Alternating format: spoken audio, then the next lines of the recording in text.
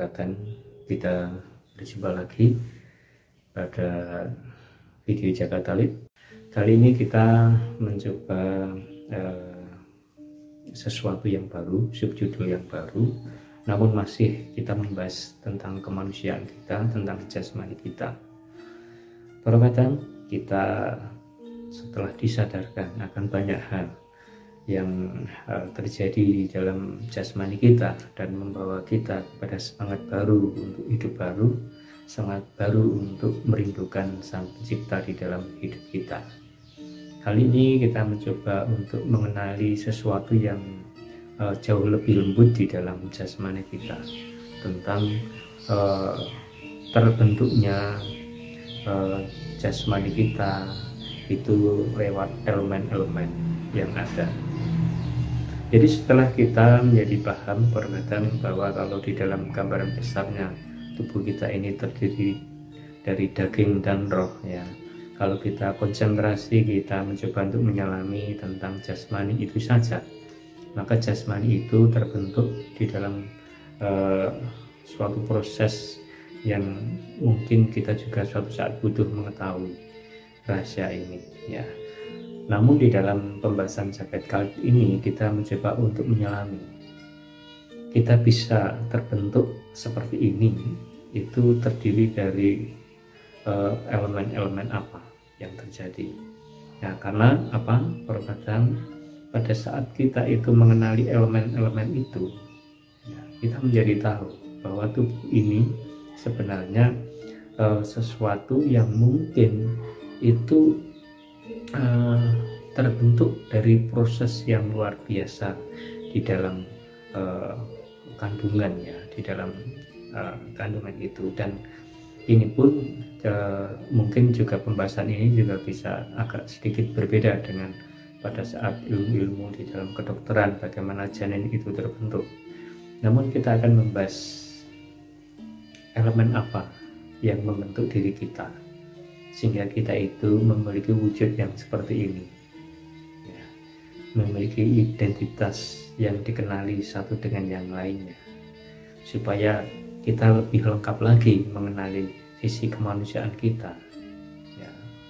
Nah, tentu Perkatan ingin saat-saat bagaimana Perkatan bisa menyelami tidak hanya di dalam tubuh luar, membayangkan apa yang ada di dalam tubuh bagian dalam, tetapi menyelami unsur-unsur yang terkandung di dalam sel-sel kecil.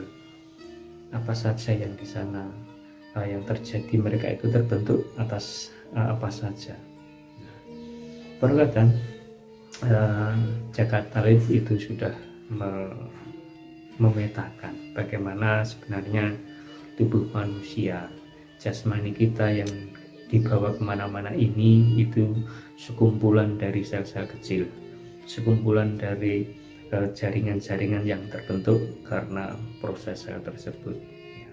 Pertumbuhan selalu terjadi di sana sepanjang masih memiliki rentang proses adem. Nah, namun kalau kita mencoba lebih dalam lagi menyimak bagaimana sel-sel itu terbentuk, nah, yang pertama Perkatan, ternyata tubuh kita, sel-sel kita itu bagian terbentuk dari elemen cahaya, terbentuk dari elemen udara atau bisa dikatakan angin, terbentuk juga dari elemen tanah, terbentuk pula dari elemen air, ya. 4 unsur ini menjadi satu kesatuan, membentuk sebuah benda di dalam tubuh kita, ya.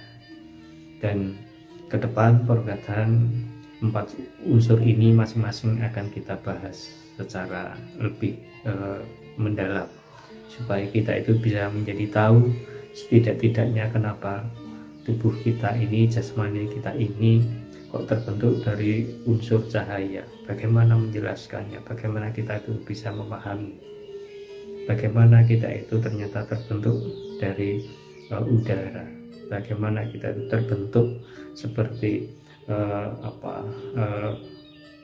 wujudan seperti angin, ya, seperti gas, ya, bagaimana jasmani ini terbentuk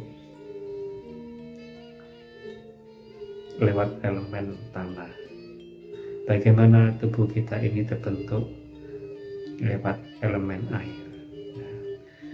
Nah, jadi semakin kita menyalami diri kita, semakin kita itu mengenali kemanusiaan kita, semakin kita itu mengenali jasmani kita, seolah-olah kita itu memasuki sebuah samudra yang amat luas, di mana kita itu ternyata menyadari ada banyak yang belum kita ketahui, ada banyak sekali unsur-unsur yang melekat pada kehidupan kita ini yang sama sekali tidak kita kenali. Ya, untuk ini Jagat Alit ini mengajak panjenengan semua untuk mencoba lebih mendekati sisi kemanusiaan kita lewat jasmani ini, bahwa ternyata apa yang bisa kita sentuh, apa yang bisa kita lihat itu tercipta karena elemen-elemen itu. Jadi elemen cahaya membuat tubuh kita ini bisa dilihat.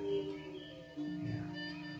Jadi unsur yang ada di dalam tubuh kita ini, ya, jangan salah, setiap sel itu memiliki kandungan udara, memiliki kandungan angin, sehingga pada saat kita itu suatu saat telah berubah wujud, maka yang keluar dari dalam diri kita itu tidak lain adalah gas, tidak lain adalah udara, tidak lain adalah semacam angin. Ya, anasir-anasir seperti itu menggambarkan bahwa kita itu kembali kepada unsur-unsurnya. Ya. Bagaimana tubuh kita ini juga berasal dari tanah. Ya, tidak saja kita memahami lewat mungkin beberapa kitab tuntunan bahwa manusia itu diciptakan dari tanah liat, ya, mungkin bisa saja gambaran itu kita terima apa adanya, namun ternyata perkataan memang apa yang melekat di dalam jasmani kita ini suatu saat kalau memang sudah selesai di dalam proses adanu, ya, itu akan kembali menjadi unsur tanah, ya, akan kembali menjadi debu. Ya, untuk itu sebenarnya tidak ada yang abadi, tidak ada yang kekal dari jasmani kita. Ya. Termasuk juga kita terbentuk dari elemen air, yang mana air ini menjadi sumber yang menjadi dasar-dasar di dalam setiap sel kita. Air itu melindungi kita dari segala sesuatu yang mungkin tidak baik di dalam pertumbuhan, sehingga air ini menjadi bagian perlindungan. Air ini membawa serta nutrisi, air ini membawa serta kepentingan-kepentingan yang lain. Kepentingan ini tentu saja merupakan di dalam Jagat Alit itu dimaknai bahwa apapun yang ada di dalam setiap elemen ini bagian kuasa dari Sang Pencipta, ini bagian dari citra Sang Pencipta sendiri, yang ternyata kita terbentuk dari unsur-unsur Sang Pencipta.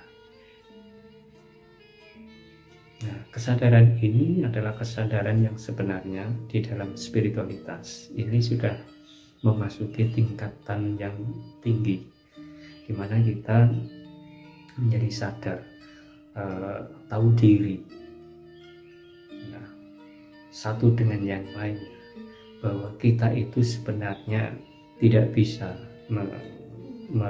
mengeklaim bahwa kita itu manusia yang sungguh amat istimewa, sungguh ya manusia yang paling diistimewakan. Ini membawa kita bahwa kita harus menyadari bahwa kita ini terbentuk hanya dari percikan saja, dari percikan unsur-unsur elemen-elemen Sang Pencipta itu hanya dari percikannya saja, jadi bukan dari bagian yang utama. Oleh sebab itu semuanya itu terjadi atas kasihnya yang menyatukan elemen-elemen ini, akhirnya membentuk kedagingan kita, membentuk jasmani kita. Tentu saja proses di mana jiwa kita itu telah melewati proses laku tinari, sehingga kita itu pernah menyanggupi, membawa serta diberikan kesempatan untuk memperbaiki jiwa ini, dan akhirnya kita itu diberikan jasmani, diberikan kehidupan, walaupun kita itu tidak bisa memilih kita dilahirkan di mana, kita tidak bisa memilih dilahirkan di keluarga yang mana, kita tidak bisa memilih kita dilahirkan di negara yang mana. Semuanya itu adalah kuasa Sang Pencipta yang telah mengatur segala sesuatunya, karena mempercayakan hidup ini di dalam diri kita ini, kita dipinjami, kita diberikan fasilitas jasmani ini untuk menuntaskan pekerjaan-pekerjaan kita, untuk menyelesaikan perintah-perintahnya. Jadi kesadaran itu berkaitan membawa kita semakin tahu diri, membawa kita menjadi pribadi-pribadi yang memiliki rasa, duwe rasa rumangsa. Ya. Jangan merasa segala sesuatunya itu terjadi karena perjuangan kita secara pribadi. Apapun yang terjadi di dalam kehidupan kita ini ada campur tangan Sang Pencipta. Nah, terlepas dari perbuatan itu seperti apa, itu ada penjelasan tersendiri. Namun pada awalnya kita itu diberikan segala sesuatunya itu baik adanya, dengan elemen-elemen yang terbentuk, dan elemen-elemen ini bagian dari citra dari Sang Pencipta sendiri yang telah menyatu di dalam kehidupan kita. Elemen-elemen ini dipercayakan kepada kita. Tentu saja kita harus menyadari, menjaga seluruh jasmani kita, menjaga elemen-elemen ini supaya tetap berlangsung sempurna seperti apa yang dikehendakinya. Kedepan Parokadhan kita akan menelusuri satu persatu elemen-elemen tersebut supaya kita itu menjadi semakin paham kenapa ini digambarkan sebagai citra Sang Pencipta. Ini membawa kita semakin mendekati kemanusiaan kita, di mana Sang Pencipta itu berada di dalam diri kita semenjak kita itu di dalam kandungan, dan kita harus menyadari itu, dan kita harus mengenali itu, mengenali diri kita itu, dan jangan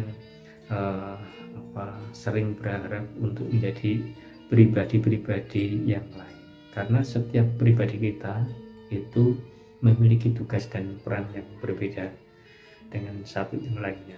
Kendati pun kita sama-sama manusia, sama-sama menjadi satu komunitas keluarga, namun setiap pribadi, setiap person itu didahului, diperintah untuk bermanfaat di bidang apa, dan kita itu sedang menjalankan perintahnya. Oleh sebab itu, supaya kita itu bisa mengerti apa yang diperintahkan, akarlah dengan diri kita sendiri, agar kita itu selalu mendapatkan petunjuk lewat budi, dan kita diberikan jasmani kita untuk menjadi perantara perbuatan-perbuatan yang diperintahkan tersebut. Demikian Parokadhan, ini menyambung video yang sebelumnya. Ini menjadi sesuatu prolog juga untuk pembahasan-pembahasan elemen-elemen yang tadi sudah saya sampaikan. Semoga bermanfaat dan kita berjumpa lagi pada video yang akan datang. Rahayu.